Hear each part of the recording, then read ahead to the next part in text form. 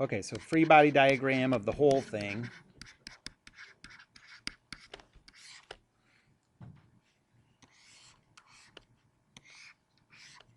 So you have the downward force of 50,000. And over at A, that is a force vector applied to the pin. What is that pin A a part of? 1. So this is the force. Well, I guess before I just called it a reaction force, but you could call it the force on 1 by the ground. And then let me make space for these. Yep. Maybe like reaction force or F1G?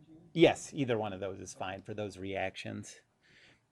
The reason it doesn't matter too much in that case is because you're never going to then isolate the ground or part of the ground or anything, you know? So it doesn't, you don't use Newton's third law on that. Okay.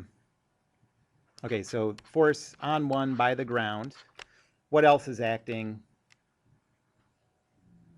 over there? Well, anything? Okay, right, so nothing else here because everything else is internal. Over here, this roller means that this force is a scalar. I'll just call that R.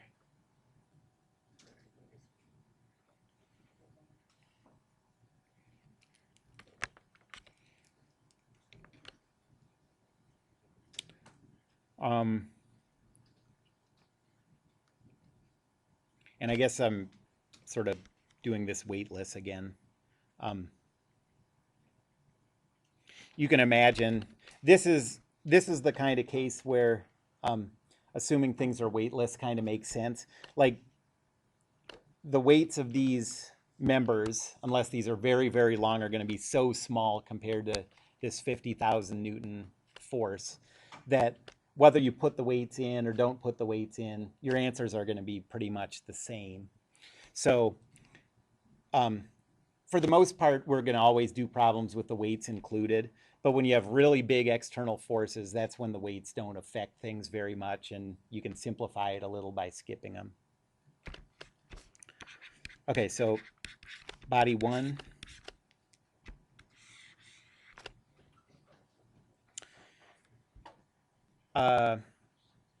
So what about at B?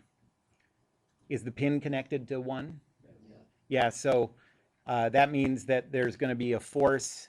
That means both of these two other members touch 1, right? They touch the pin. So here you're going to have a force on 1 by 3 and a force on 1 by 4. And down here, the pin is part of member 1. So you have the force on 1 by the ground, and you also have the force on 1 by 2.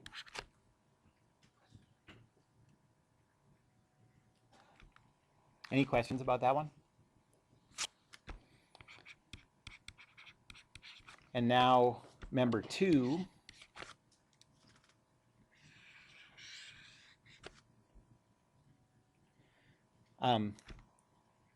So what's going on over here? So remember, the pin is part of member 1. It's not part of member 2. So that F1G doesn't apply here, that reaction force. So the only thing here is the force applied to this by the pin, which is the force on 2 by 1, or negative force on 1 by 2.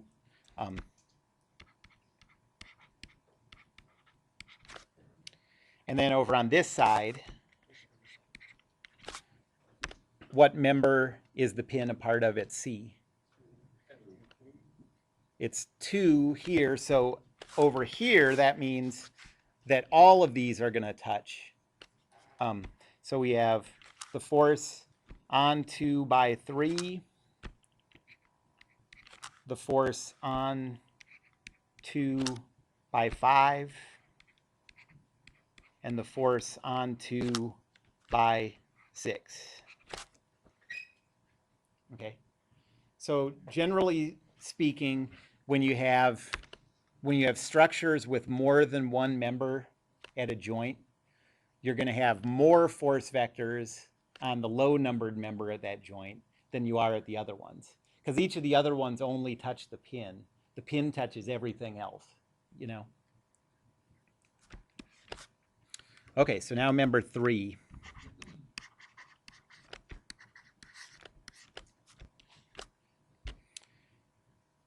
At B, the pin is part of member 1. And at C, it's part of member 2. So the pin isn't a part of 3 at either of these.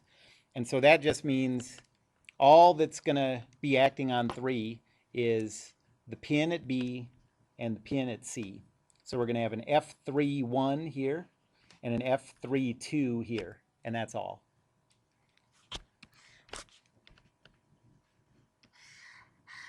Any questions about that? This stuff I know is confusing.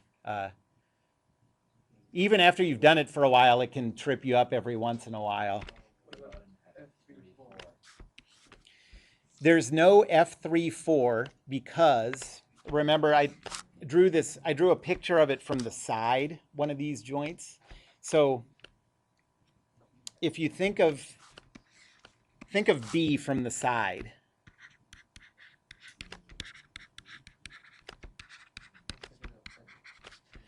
So what do we have here? We have 1, 3, and 4. Okay, so there's 4. There's 3.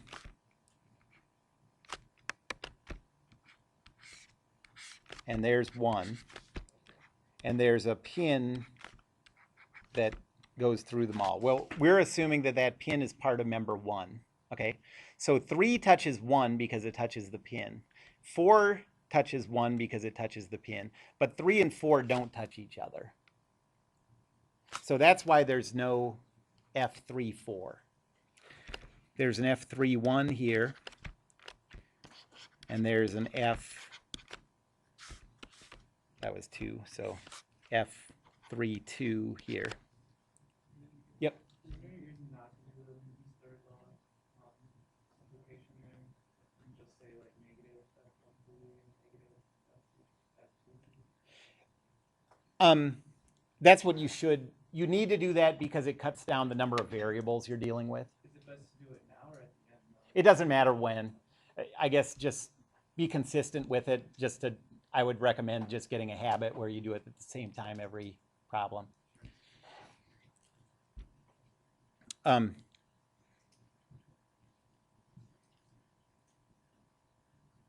Okay, so any more questions about body 3? So now body 4.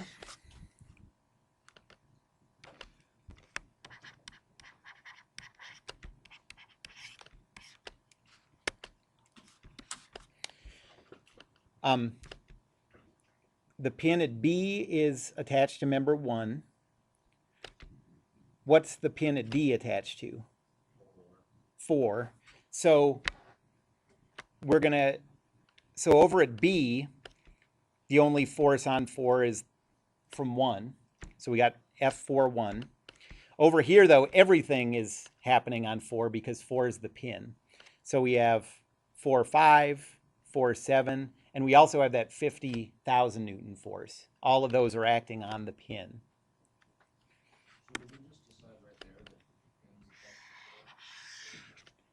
Yeah, we decided because at D, the lowest numbered member is 4. Yeah, that's right.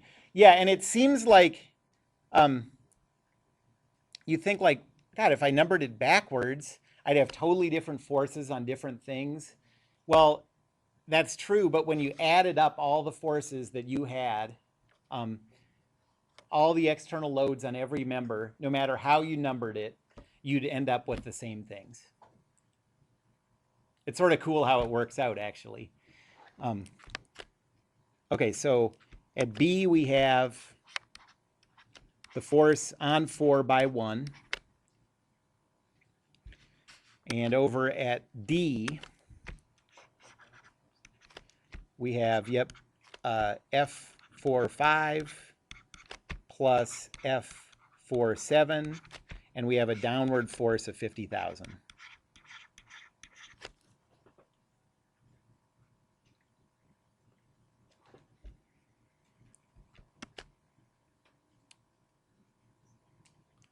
Now member 5.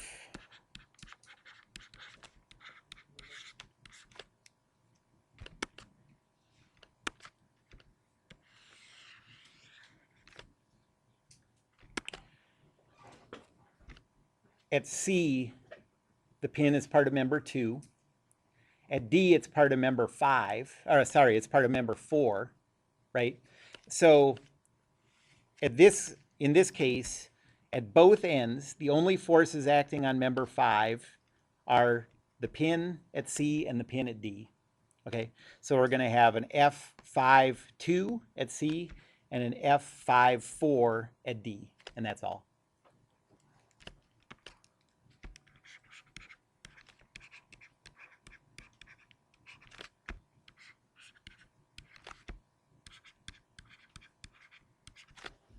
So again, the members that don't have any pins, no pins are included, those aren't going to have as many forces acting on them. They're going to touch the pin and they're not going to touch anything else.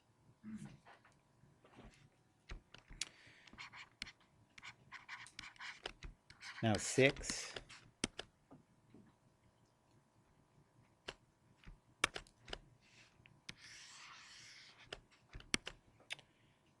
At C, the pin is attached to 2.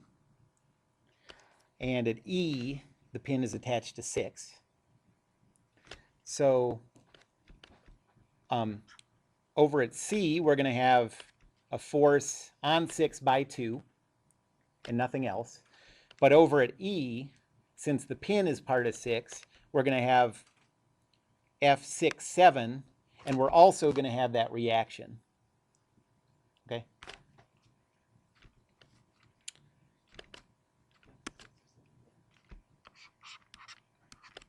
So here we have F6, 2.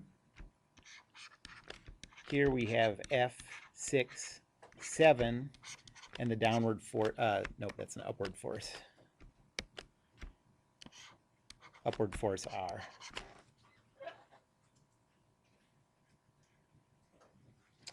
And then the last one is 7.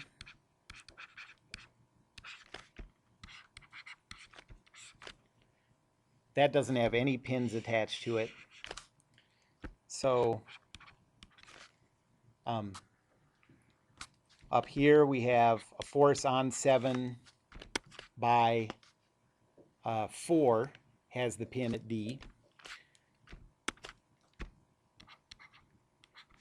And here you have the force on 7 by 6. And that's all.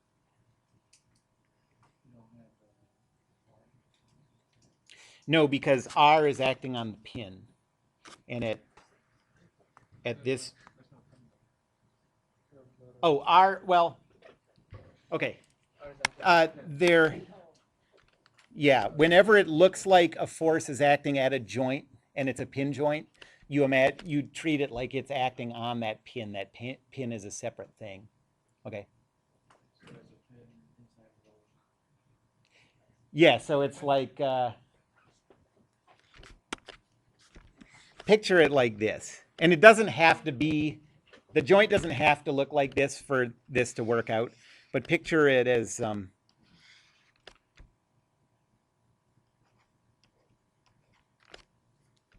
let's see.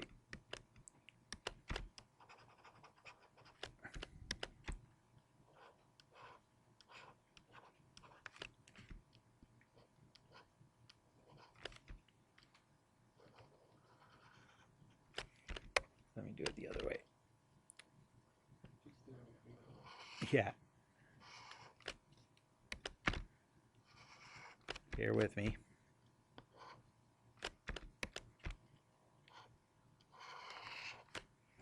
Okay, so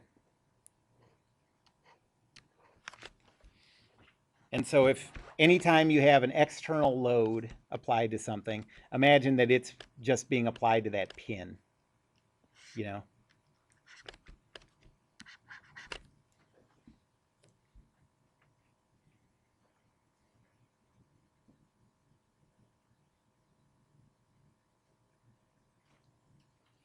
Any questions about that problem? I mean, I think really like the hardest thing about structures is if you can understand how to do problems like this and be consistently get these right, then you're not going to have much trouble with structures. Besides that, it's just bookkeeping, and it's a lot of bookkeeping, but that's not really like hard to understand, keeping track of your variables, keeping track of your equations, reducing variables when you already have the subscripts flipped.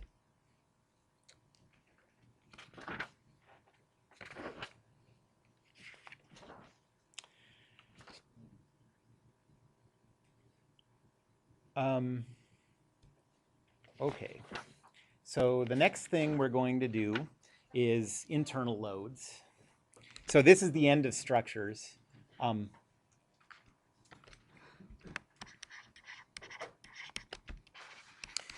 And tomorrow, I'd say look over the notes and look over the practice problems and stuff today. And if you have questions about structures, bring them in tomorrow, and I'd be happy to go through some problems. So now at this point, we're done with all the stuff that's going to be on the test on Thursday. And now we're moving on to the stuff for the next test. Yes.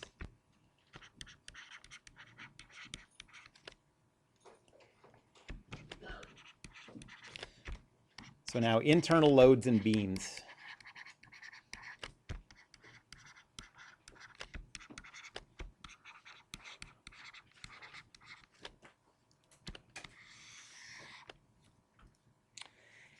And I gave this example before, but I just think it's a nice way to think about it. So imagine you're holding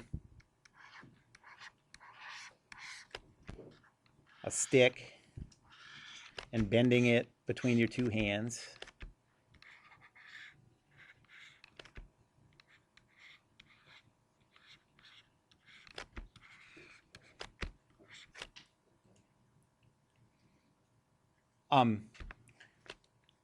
So if you did a free body diagram of the stick,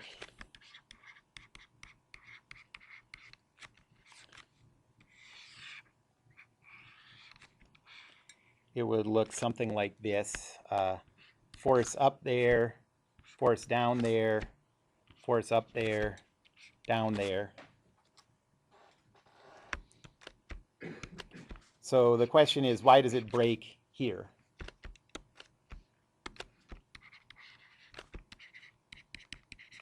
Why does it break where there are no external forces?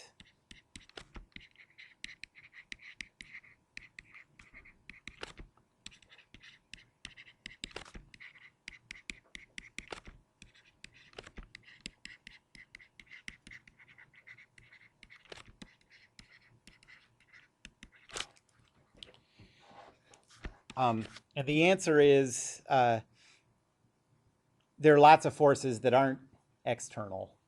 All the atoms on the inside are applying forces to the nearby atoms. So there are forces between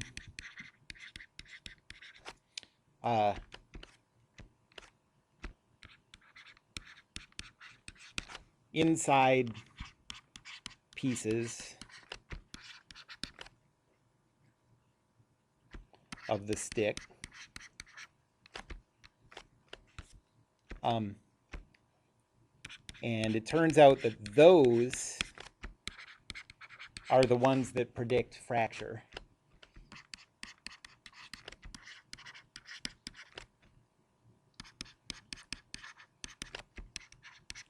So if you're trying to, and not just fracture, they predict fracture and deformation. And so if you're trying to figure out how a material is going to bend and when it's going to break, the external loads are just a starting point. You use the external loads to calculate the internal loads, and then those are the things you use to tell you what's going to happen.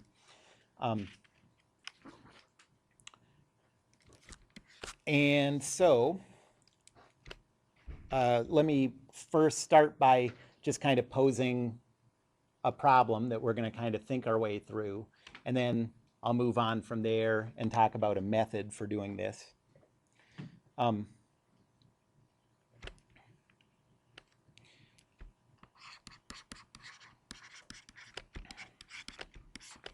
So let's say that we have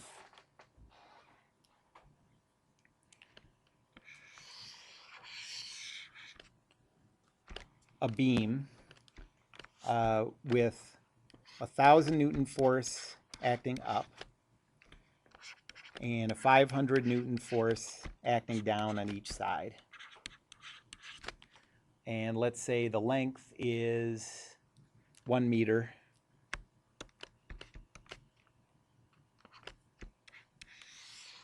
So the 1,000 Newton force is acting at the midpoint. And let's say that we want to figure out what the internal loads are at this line that's 0.25 meters from the end.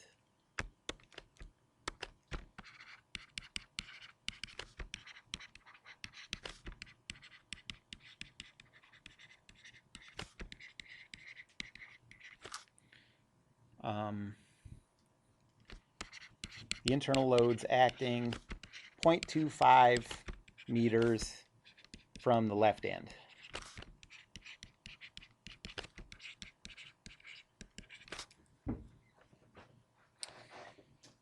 Okay, so what if we drew a free body diagram of the beam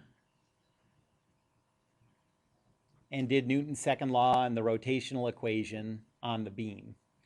Would that give us any way to calculate the forces that are happening here?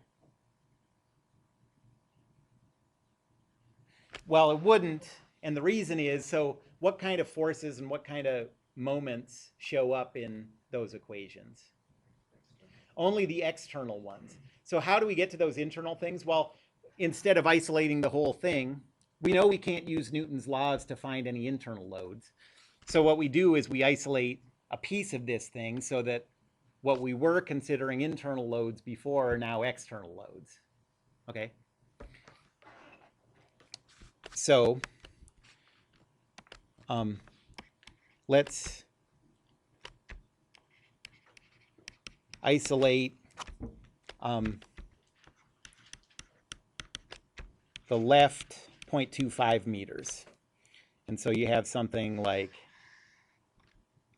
this, where we're skipping all of the rest of this stuff going on. Okay. What's acting on this piece? There's a 500 going up. Oh, is it going down? Sorry.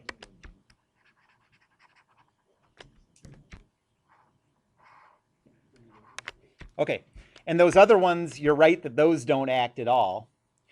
But now that where we've drawn this boundary, where else is an outside? So now what used to be inside is outside. And now there's contact at the boundary where this, say, piece of metal connected to this piece of metal. Okay? And you can think of it as a joint. Okay? There's a joint between those two. What kind of joint is it?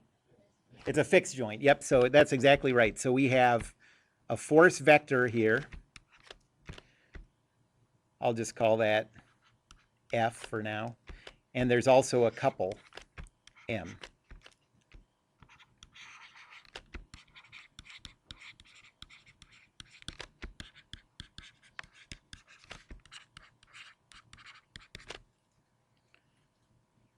Okay, so now let's write out the table. So pancake, artists, row, 4, marzipan.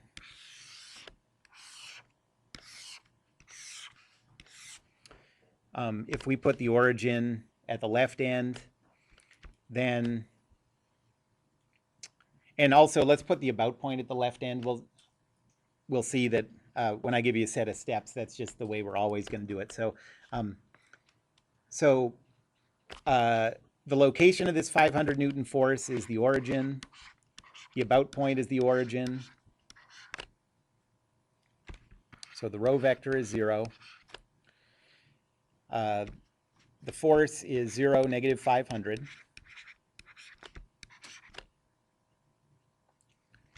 And so there's no moment.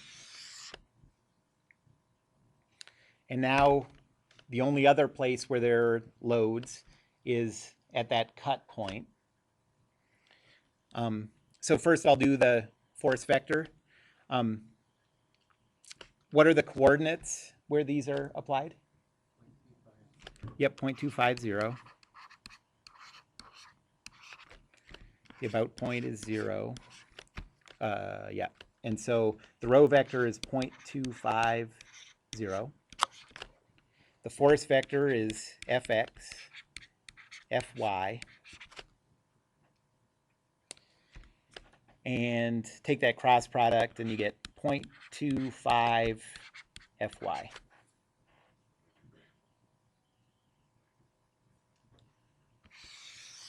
And now the couple, we don't care about any of this stuff.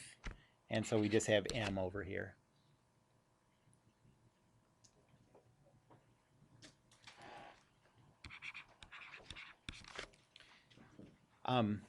So Newton's second law says 0, negative 500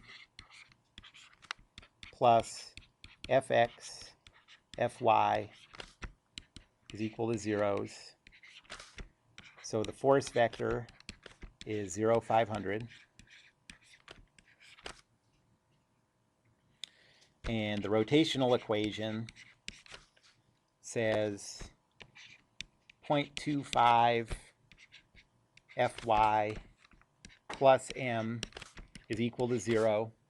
We already calculated Fy, so that says 1/4 of 500 plus m is equal to 0. So m is equal to negative 125.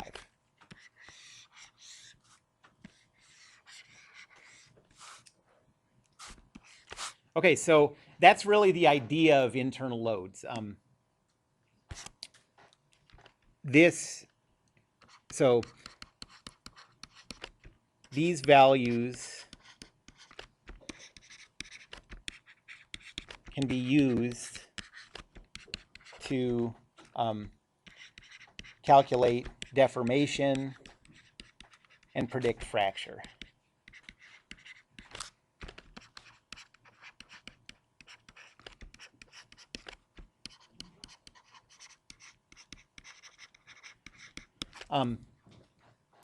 There is one thing that's going to make this a little bit of a nuisance. I think it's important to remember that this is the idea. You know, the idea is just that you make a cut at the point that you want to calculate those internal loads, and then calculate the joint forces due to that fixed joint. That's the idea.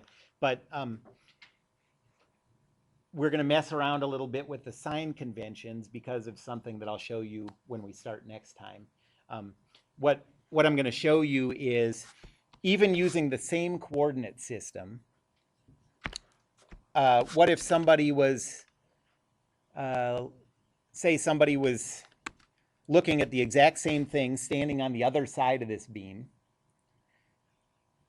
and they decided to calculate that internal load.